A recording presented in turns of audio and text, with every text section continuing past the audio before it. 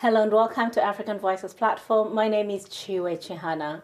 My guest today is Angelina Abel, the Angolan-born, Portugal-raised choreographer and artistic director behind Mulembas d'Africa, a Sheffield-based African movement dance company, which was founded in 2009 that offers weekly classes, community performances, and cross-cultural workshops. Angelina is also the director, creator, and founder of Mama Way, which is an annual Afro-Pian dance and music festival which celebrates African heritage through live drumming, dance, food, and spoken word, which is aimed at empowerment and social integration.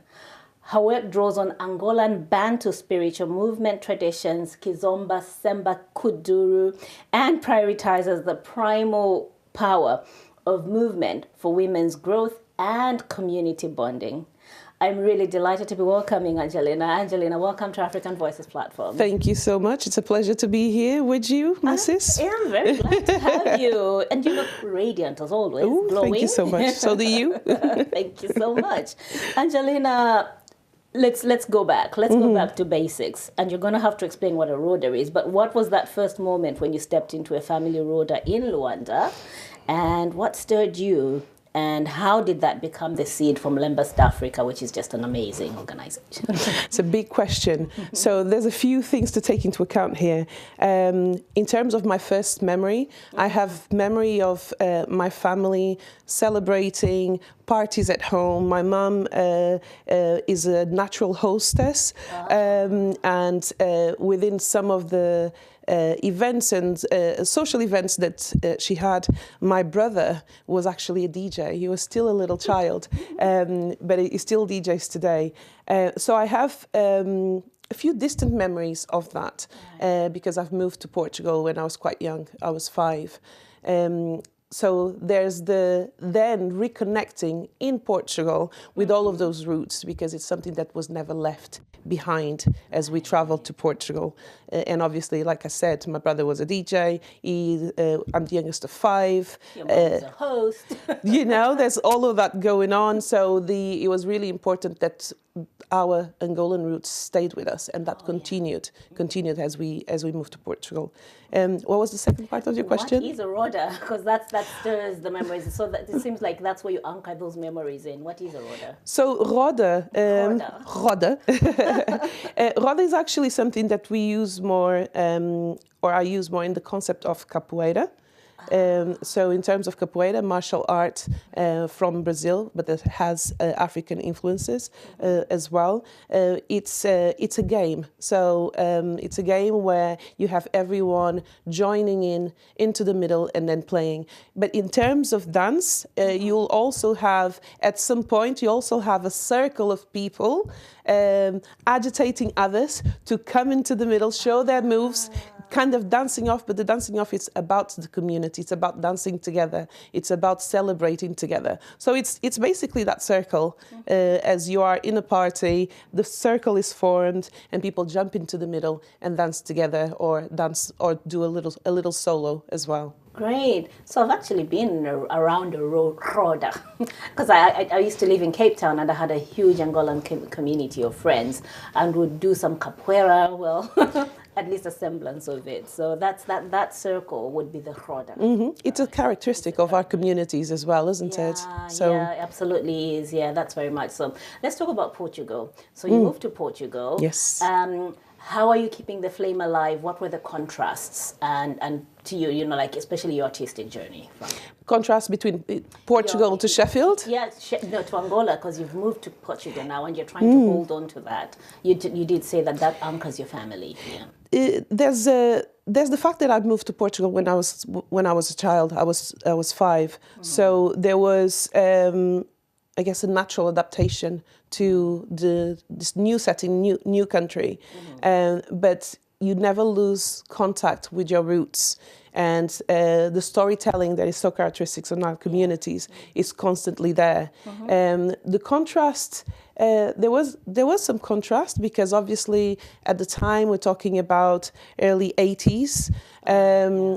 You could see in terms of migration, there weren't as many black people in Portugal, or you were easily noticed. You stood out. So there's that perspective, and there's the understanding of the other culture. The music is different. Your food is different. So there's all of that in a certain extent is judged, isn't it, by that culture to which you have moved. So there's contrast, but there's also this amazing journey of meeting new people and empowering yourself, being very proud of your roots. And that's something that my parents always passed on to us. My siblings had amazing memories from Angola, so they always passed on to me as the youngest the pride for our Angolan roots. So the contrasts that were there I would say we're faced with courage and with confidence on who we are as a family and our history as well. So we are bringing that into this new setting and actually just sharing our culture quite a lot. We've done that a lot with new friends and with the new families that we formed in Portugal. And you kind of just take ownership of your own identity yes. and all that. Yes. But I also love that you channel into how diaspora communities in general, we're very complex beings in terms of we're not a monolith. You're talking about your Portuguese heritage, you're talking about your Angolan heritage, and within the Angolan heritage, I'm sure there's a heritage that you hold. Like, we're very complex and not as simplistic as people would like to imagine that we are. Let's talk about the power of the spiritual leaning that you lean into in your dance. What is that? What does that look like? It's an opportunity to overcome your daily battles. It's delivering all your emotions or embodying them as well through movement, through musical interpretation. It's connecting with your ancestry.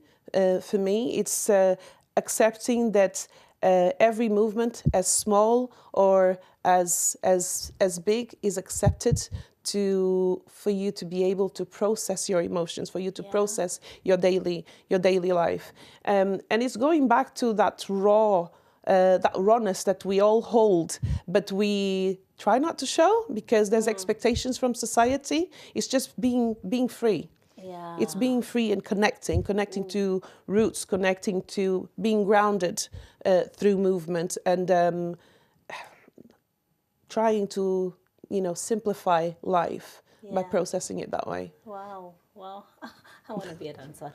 Afro-Weza, talk me through that. What Afro-Weza, is that? It's my journey. As you know, I've been doing. I've developed Mulembas Africa in 2009. It's been how many years? We're 2025. Let's not talk about that. We're diving in the realm of age. So there's been a huge journey on my side in terms of, first of all, coming into a country England, where artistically there's so many opportunities. Right.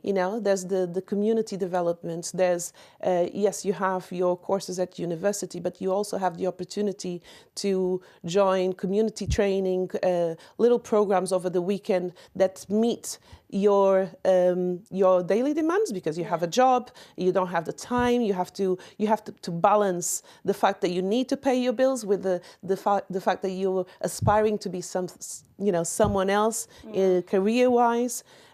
So coming into this country and seeing the opportunities I had to develop what was a passion and what was always interpreted through dance-offs at home with my siblings, and I was always the one that they made fun of because they're the elders. Yeah. But coming here and having the opportunity to develop dance was great. But that also started my own search for identity, my further connecting to my African roots, because we have a wide range of beautiful communities here. I remember when I got to Sheffield, meeting someone from Tigray. Yeah. Oh, and I was and I had never met someone from Tigray. So it's just that's just a little example of how you rediscover your roots and connect to your continent. I'm not, you know, because we have so much to give, and that search that then meant that through movement, I was trying to find my ground. So I arrived at Afro-West after exploring African fusion, reconnecting with my Kuduru, with Kizomba, with Semba. And Afro-West is my journey and the development of my own methodology, where I really want to have that focus on ancestry and spirituality. Really being able to honor my ancestors, because I believe that there's a lot that in terms of my creativity, that is inspired by my ancestors, my grandparents, who were prominent figures within Angolan carnivals. My grandmother in particular. No, don't brush over that. So, what did they do? Again, your grandparents. So my granddad was, he was a fashion designer, basically, and he designed a lot of the costumes for within the Angolan carnivals. He also designed some military gear for, you know, within the military in Angola. And my grandmother was a prominent figure as a dancer within Angolan carnivals. And they were part of two different schools, so they didn't work together. They were in two different carnival schools. But it's knowing that. It's knowing what they did aside from everything else. So carnivals are a big thing in Angola then? They are as well. Not as big as, we're not talking Brazil, but we are. There. It's a feature. Yeah, it is a feature as well. And perhaps is the connection between all the, you know. Lusophone. Yeah, Is it Lusophone for Portuguese as well? Like when you're speaking of Portuguese former colonies, is it? Yeah, that's a good question. Lusophone is Spanish or? Anyway, no, it's Portuguese. It's Portuguese. Okay, it's Portuguese. Portuguese-speaking countries. Portuguese-speaking countries. Okay. And perhaps it's that influence from Portugal as well. But it's not as big as in Brazil, but it exists. It exists, and it honors ancestry quite a lot. So there's that honor to your ancestors. And there's an exploration. There's an exploration there, and it's coming through Afro-West. So there's an investigation that I keep, you know, that I've tapped into, reconnecting with my family in Angola, asking questions, accessing literature as well around our folk stories, and that being the base of what I'm doing. That's amazing, fundamental. How still exploring, but there's quite a bit there. But it should be like that, isn't it? There's so much more, like we said earlier. Forever growing. And there's so much more to know about who we are. And especially when you start tapping into ancestors. Now I'm wondering about your grandparents' parents. What did they do? I'm just curious in my head. Yeah, it's quite a lot. How was it like moving to Sheffield, and then because you are one of the prominent dancers that we know of in this city, you're part of the fixture of the arts industry. What was it like just being here in Sheffield, not necessarily England in context, but how is that? It was exciting. It was exciting. I like small cities, so Sheffield was just ideal for me. I was curious. I was ready to connect. So that's what I did. You know, within the first week I was here, I was attending a hip hop gig at Sadako on my own. Thankfully, I did that because I met some of the most wonderful and very close friends that I've had in England there, and that opened the doors for me in terms of jobs within the city. It was through a friend that I met at that gig that I became a learning champion within a community campaign. And then that just opened the door to so much more, so many more people networking and connecting. So I was very excited. I was very ready, definitely. There were obviously contrast in terms of the language, because I studied translation, and English was a language that I was very comfortable with, I thought, as I finished my degree. And I got to Sheffield and I was faced with a lot of different accents and terminology, regionalisms that I did not know what it meant. And it can be different. It definitely can be different. Completely. Somebody from Zambia was visiting the UK, and because I think when you see UK TV or films in Zambia, it will probably be the very sort of royal family type of accent. And then he goes, well, I can't say it in my language because nobody will understand. You should learn Zambian languages. But he was like, you know, when the Queen speaks, I get it. When so-and-so speaks, but when I go shopping here in Manchester, because they lived in Manchester, I do not get a thing that they're saying. We're like, yeah. Tell them to go to Barnsley. When I faced the Barnsley accent, I really don't understand. And that was frustrating to me. That was frustrating to me because it took me a while to understand that it was, you know, a matter of time, and I was a good student, you know, English student, but yeah, I mean, like I get you, but yeah, I think that was the main challenge. But it was great to discover other things, to discover other cultures, other opportunities that we had here. Jam roly poly. Yes, yeah. You know, all of those, the hot and cold desserts. I was very excited about that, and it stayed with me forever.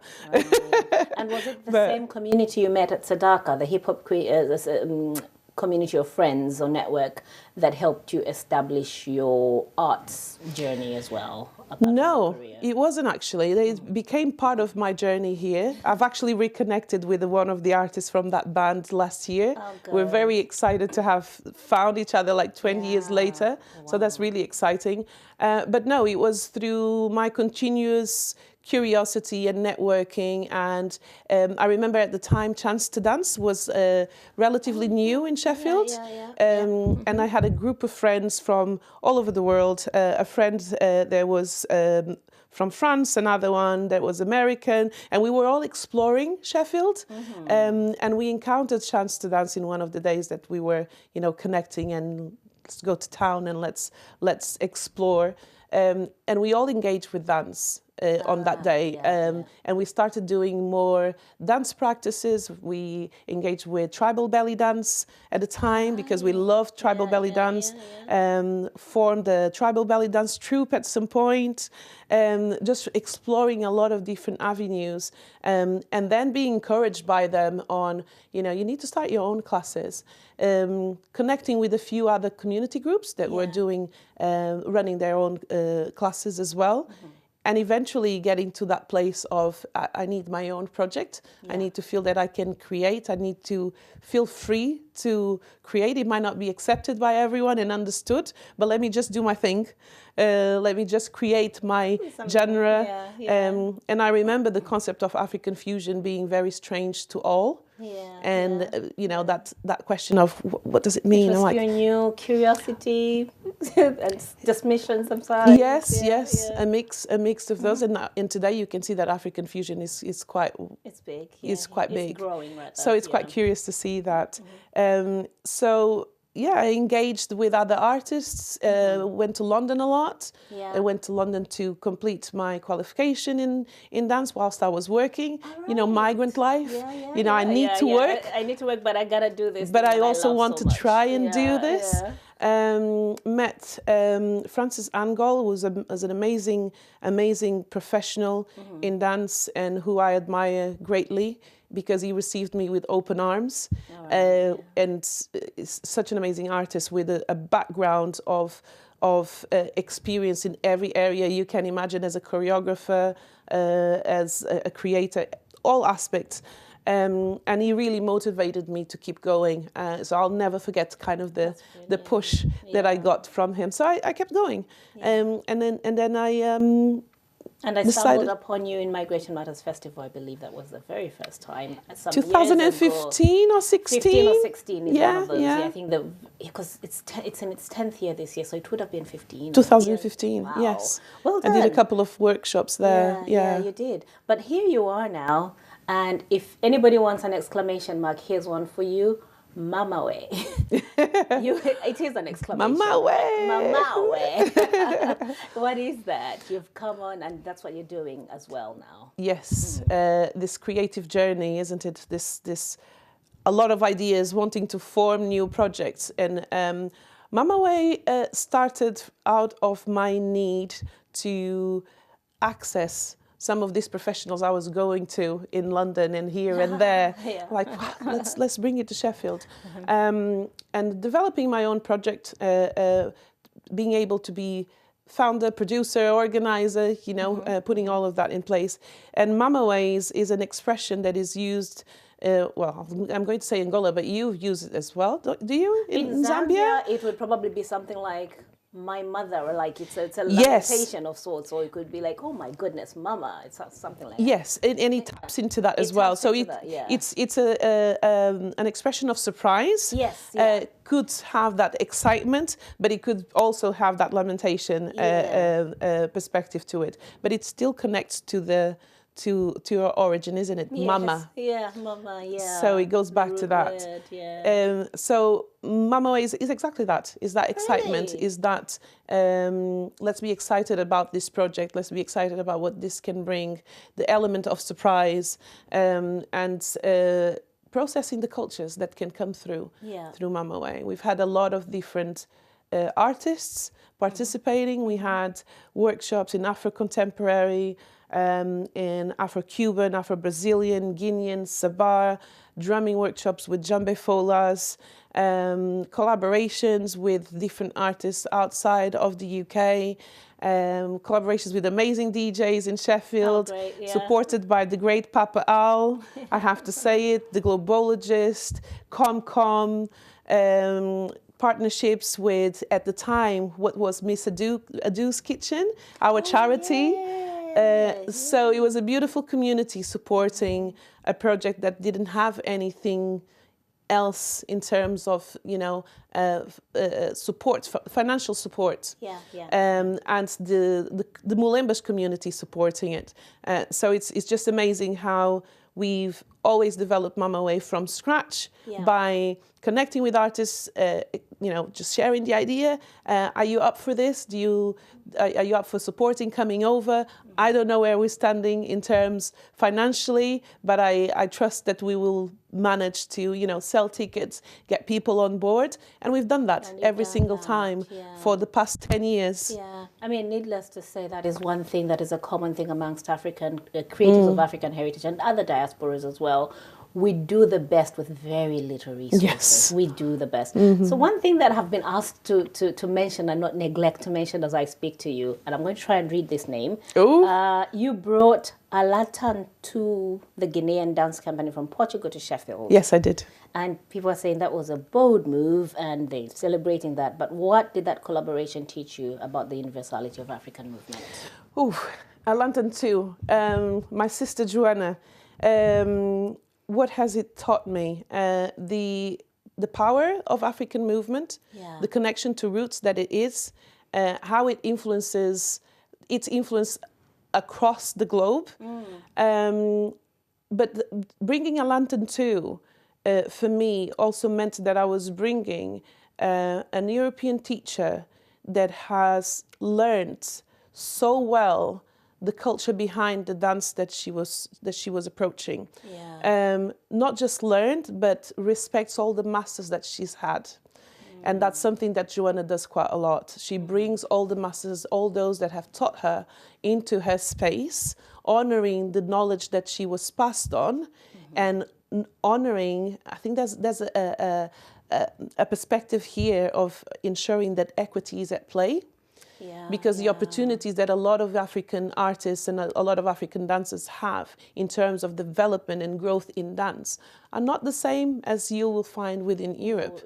And then you will see very easily those cultures being, you know, reinterpreted by European dance teachers. And the meaning sometimes gets lost. And the respect and the lack of awareness of the challenges that we face throughout that process.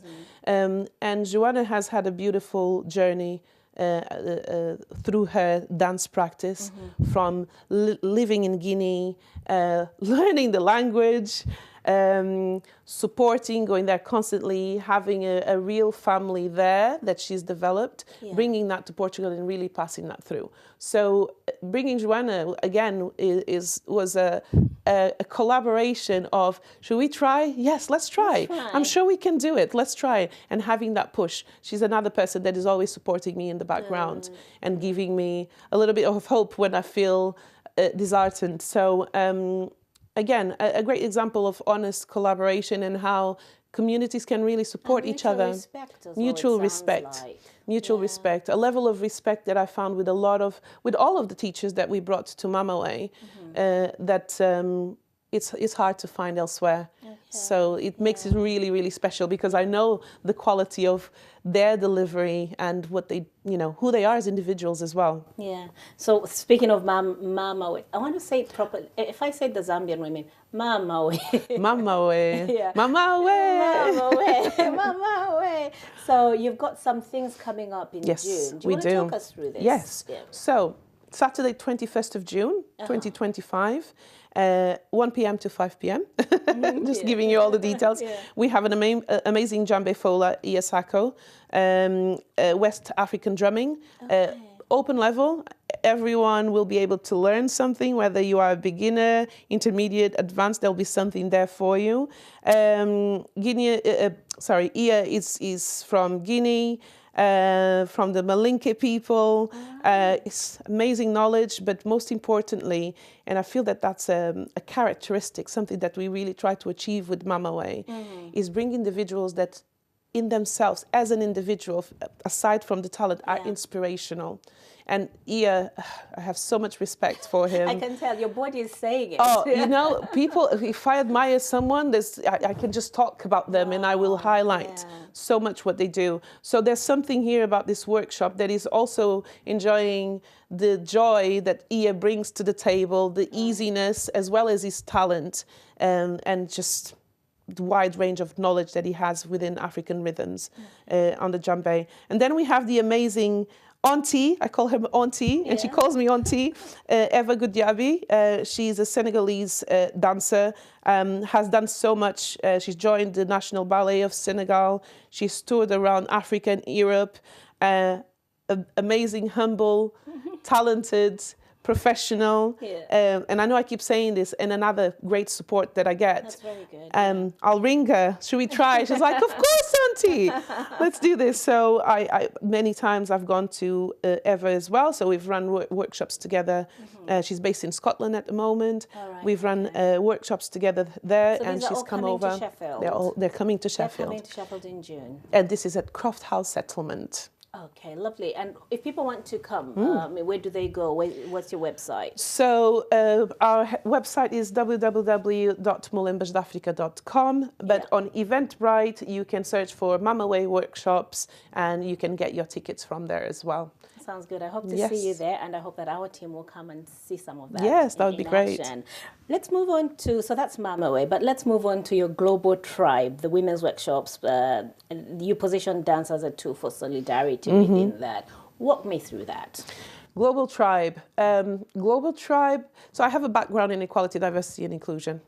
And global tribe is a shout out for all communities to come together and to create a space that is for all women, all that identify as women, where we can share our experiences, where we can learn more about each other, and where we can embody this knowledge through movement and through other workshops. So we had a workshop in place last year, and that it was a journey through dance, a conversation on understanding each other's characteristics, each other's journeys and challenges in society, and a moment to wind down through yoga. So there's a partnership there with two amazing friends and talented professionals, Com, who is a DJ, a very well-known DJ in Sheffield, but also a professor at university, and Ashton, who is works within marketing and HR, but is also a yoga teacher. So we joined our forces, and we're all from different backgrounds. We've got Southeast Asian Southeast Asia with Komkom, who's from Cambodia, and we have Ashton that is from Hong Kong. So yeah, it's a beautiful partnership, and the intention is really to bring all these communities together. Don't know if I responded to your question. Yeah, no, you have. Yeah, it sounds beautiful, actually, just the concept of it and the global nature of it, given that, of course, I'm celebrating you as an African choreographer and a dancer and all, but you're also doing all this, solidarity type of work. That's impressive. And alongside that, you have also conducted masterclasses with South Yorkshire Youth Dance Company, so you're working with young people. Yes. How's that looking? What is that? Young people are just wonderful, isn't it? It's just a joy. So it's about choosing the right rhythm, but also something different that they don't normally, listen to. Give a brief explanation of what it means, the journey, what's behind, what's the culture behind it, and then just celebrate and move together. So I've come across. I remember doing a workshop where there was a young person. I was then told by the teachers that worked with that young person that she found hard to connect through other workshops that she was doing in other dance styles, and she really freed herself through the African dance workshop with us. So it was really good to hear that. We're talking about a young person, 14 years old, around that. Bless, and it was really great to see that. Because, they have their own mind, they do their own thing. I'm actually regretting not asking you to bring a video that we could play for our audiences, because I find your work very highly energizing, but also very spiritual. So I'm trying to imagine this young person just feeling free. It feels very free as well. It's very freeing, so, it does. And I travel between, it depends on my mood. What do I want to do today? What type of interpretation do I want to, Which version of Angelina has come into this space today? Yes, exactly. And then there's something about adapting to young people as well, and what their vision of dance and how they feel cool, choosing the right rhythms, but still continuing the learning. It's really important that through the music, for example, I don't want to get into a room where I'm talking to them about Angola and the struggles and the challenges, all of that, because they're there to dance. What's relatable to them. But what's that music saying? Who's the author of that music? What's the background of that author? Just those 5 minutes. Just those 5 minutes give them something to think about. And then let's engage in dance. But it also gives them the intention behind the movements that we are performing. Yeah. Is there a movement you can do now? Oh, really? Yeah. I'm trying to sit here really still.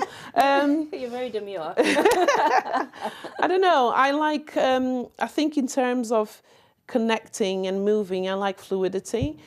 Some of the movements that when I need to process my day, I really like to tap into, one of the Angolan spiritual practices entity, Kianda, which is a goddess of any...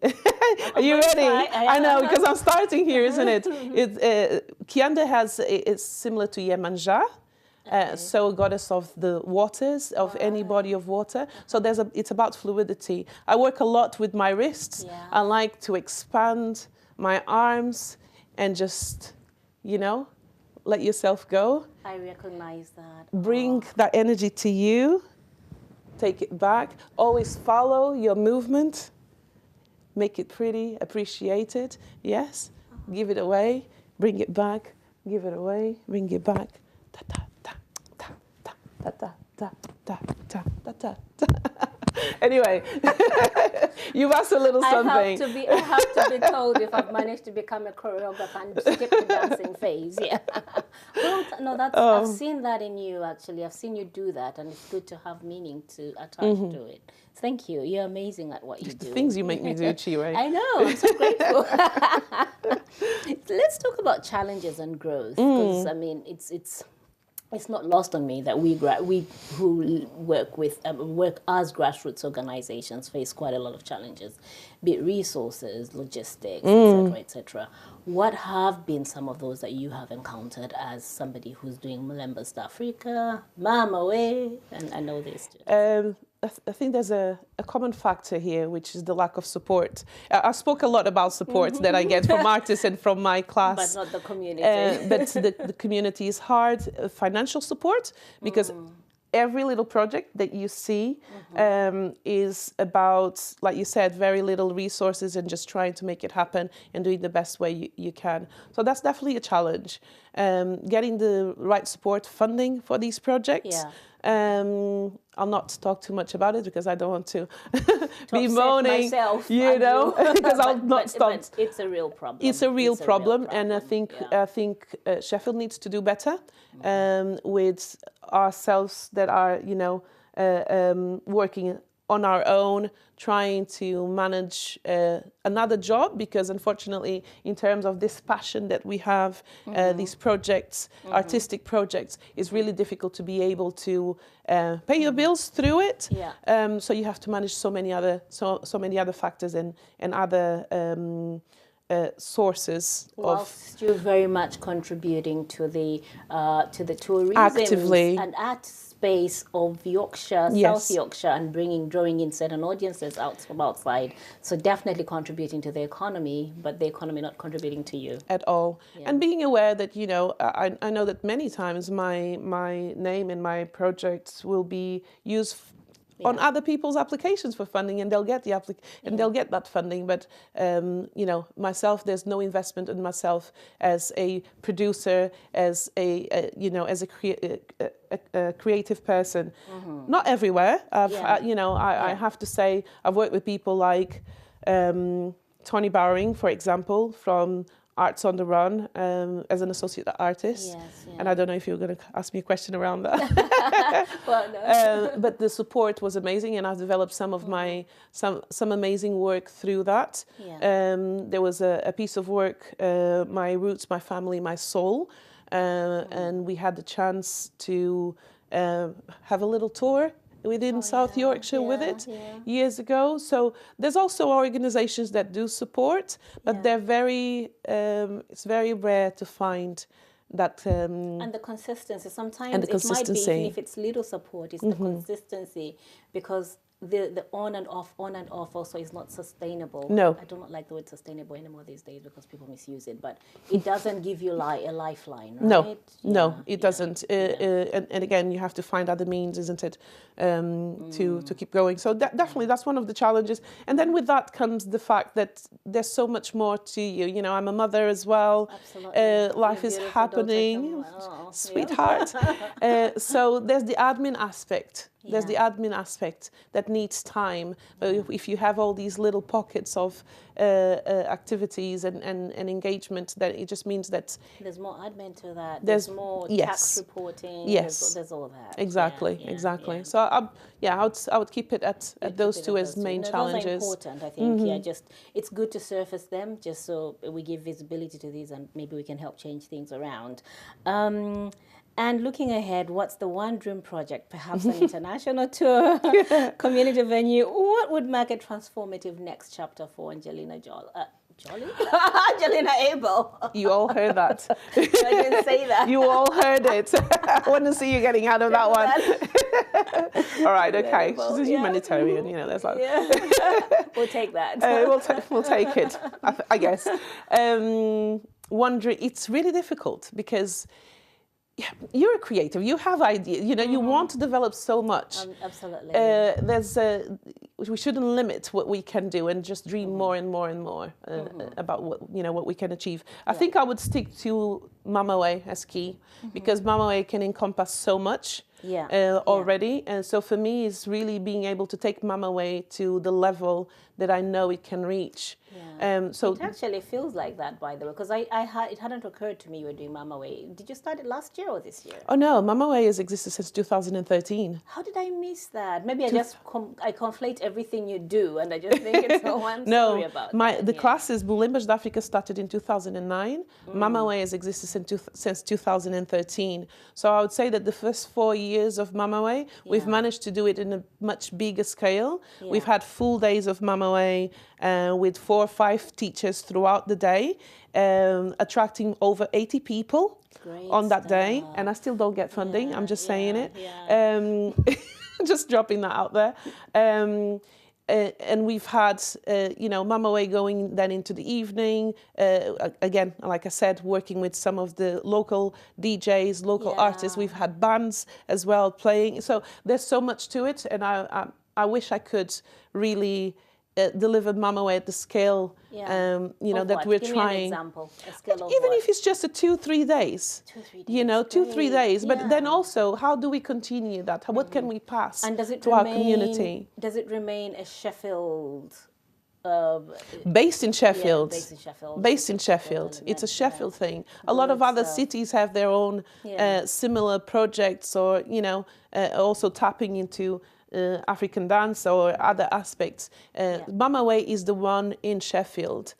So how can we develop that? It's been here for over... We should speak about it a bit more. And I'm sorry, I think I'm part of the problem because I didn't understand that how much of that is its own entity against Mulembas. So I support Mulembas, not knowing that Mama Way is an entity running its own life. Do you ever do anything in Angola now, or ever? It's a plan. It's a plan to do so. I'm connecting with Angola. I'm connecting through the social media, through my cousin that is there. I have to mention her because she's my she's the one that supports my research as well. Because she's your person on the ground. Yes, there's a lot of literature that I don't have access to here, and she has there. So I have 2 books waiting for me in Portugal because she's left them there. There's a little bit of I'll only give them to you if you come and see me, sort of, a sort of threat.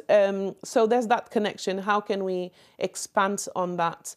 But I see, for me, going to Angola is really to learn and to reconnect as well to my roots. It's not, the ambition is not I want to go to Angola and deliver. There's so many beautiful artists. I want to go there and really learn and just be. I want to be there. Just be. Yeah. I love the sound of that. Well, Angelina, it's been just a wonderful conversation. We've come to that place where we have to say bye to you. But any last words for viewers? What would you like us to take away from this chat? Let's support each other better. Yeah. Let's support each other better. Let's acknowledge the work of those that have been contributing for a long time. Yeah. Let's do better as global majority communities as well. And let's ensure that it's understood that Africa is not a country. I didn't see that one coming, but that's Angelina Abel, the amazing choreographer, dancer, and artistic director. Thank you so much.